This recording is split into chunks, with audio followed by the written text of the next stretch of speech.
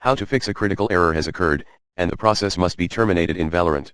Here are two options that may help you with the critical error has occurred, and the process must be terminated in Valorant. 1. Run your game with the admin access, right-clicking would do the trick. 2.